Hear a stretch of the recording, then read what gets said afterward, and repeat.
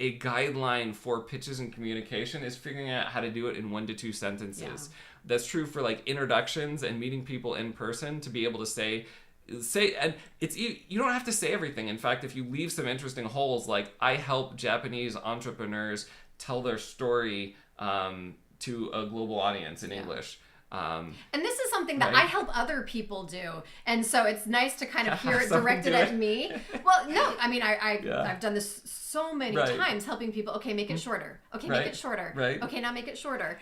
But that's the benefit of coaching. There's a difference between knowing the stuff and having someone help you walk through it. Like, it's just a part of psychology. Yeah. And it's the same thing where, for instance, I tell people all the time, you need to niche down, and you've niched down wonderfully.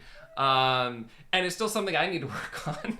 So, and sometimes I need someone to like help me go through those paces as well. That's the power of coaching.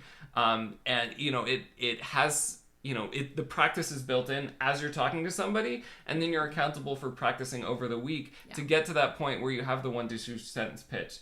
And then that's something you use in-person communications, like networking here. Yeah. But it's also true of like emails, if you're sending out emails, right? Like your sentences, because people's attention spans are so short, like social media posts, like paragraphs that are 1 to 2 sentences.